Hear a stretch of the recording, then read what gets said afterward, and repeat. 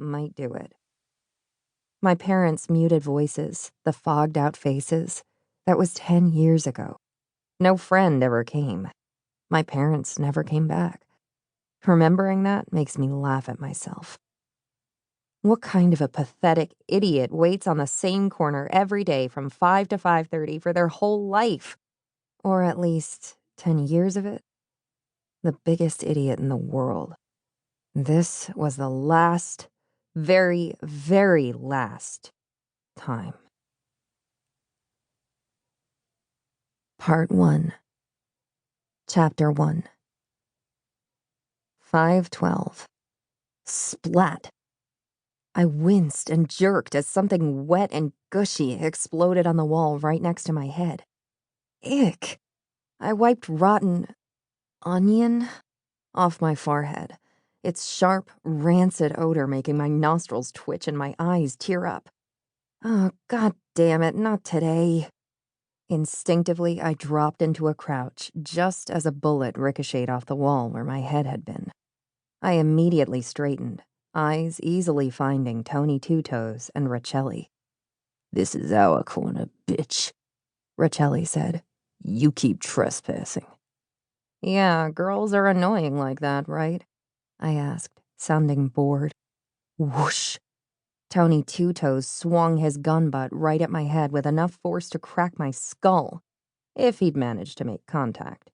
Instead, I leaned way to my right and the gun smashed into the building wall, cracking old plaster and stone and sending chips flying. "The thing about you," I said, "is you're so goddamn slow." With that, I jumped straight up into the air, 9-10 feet, then pivoted and pushed my feet off the building, sending me out into the middle of the street. From there, I took a run at Rachelli, landing with a big leap, my worn-out boots almost touching his extremely expensive sneakers. Stolen, no doubt. I chopped the back of his knee with the flat of my hand and his muscles gave out under the pressure. He buckled, and I grabbed the gun from him. Backing up quickly, I flicked the safety off and waved the gun at each of them. "Careful, shitheels. Do not piss me off today," I snarled. "And if you're going to throw food at me, make it something fresh. I prefer apples." Rachelli lunged for me. Moving as fast as only I can, I chucked him under the chin with the gun butt, knocking him on his ass again. Tony raised his gun to shoot, so I aimed and blew his hat off. He yelped and looked back for it, giving me time to adjust my aim.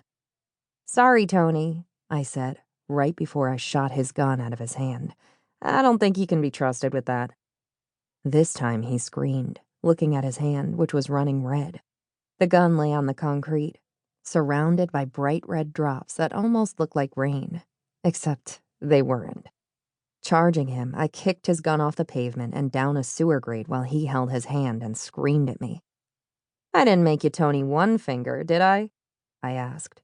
Then, too soon, I tossed Rachelli's gun down the sewer grate also, feeling like I was a fecking boss.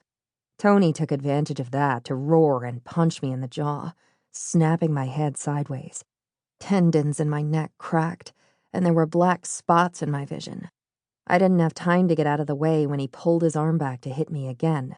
But Ridley had seen what was happening, and she swooped down. Her wings beat the air as she dropped onto Tony's head, her long, razor-sharp talons raking his skin. Twin rivers of blood flowed into his eyes, blocking his view as he shrieked and tried to punch her. She flitted gracefully out of reach, her cold black eyes now focused on Rachelli, who had run over to us. He retreated a few steps as Tony doubled over, wailing and holding his scalp as more of his blood fell onto the concrete to pool with the earlier drops. "You're gonna regret tossing my gun," Rachelli said meanly. My eyebrows rose. "I doubt it." He made a quick move at me, but Ridley hunched her shoulders as if preparing to strike. Rachelli looked at Tony, then at Ridley, then at me. Without even telling Tony goodbye, he turned and walked away. Walked, not ran. But walked fast. Tony, swearing to rain hell down on Ridley and me, hobbled after him, leaving a trail of red as he cradled his injured hand to his chest.